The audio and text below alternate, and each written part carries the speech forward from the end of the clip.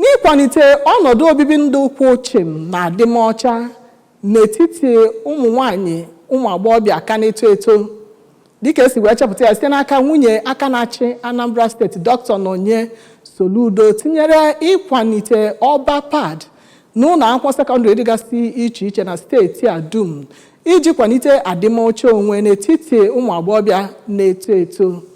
Stand Up for Who You Are Foundation achịkọbago agba nke atọ nke amụma adịmọcha n'oge Nsonwanyi na gburugburu kwụ chịm na nri kansụl ime obodo Anọcha.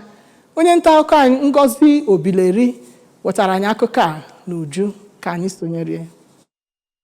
Ya bụ mmemme ebe a nọrọ wee kee ọgọdọ mgbachi nsọ ụmụ nwanyị nyegara ụmụ agbọghọbịa dị ihe karịrị 250 bụ ebe a nọkwazi nye nkụzi maka adịmọcha. N'okwu ya na ya bụ mmemme ka onye kwadoro ya bụ ọnọdụ bụ barista Chukwudịoli bụ nke onye nọchitere anya ya na ya bụ mmemme bụ Chief Ugochukwu Egolum kọwara na ya bụ mgbapụ ọsọ bụ isonye na okwu nwunye aka na-achị Anambra steeti bụ Dr. Soludo kpọrọ ka onye ọbụla tinye aka ịhụ na uche ụmụ agbọghọbịa gara n'otu ha ga-esi wee na-edebe onwe ha na gburugburu ha ọcha ma tozie nwunye gọvanọ maka ihe niile ọ na-eme ka e wee nwee ahụike bụ ịgba na Anambra. Ọtụtụ ndị ritere erere na ya bụ mmemme bụ Chimdi Ebube Ositadimma na Favour Okafọ bụ ndị enyegara ya bụ akwa mgbochi nsọ ụmụ nwanyị anọ nọziri n'oge ahụ wee too onye kwadoro ya bụ ọgbakọ bụ Chief Oli site na nri nke dị n'okpuru ọchịchị ime obodo Anọcha.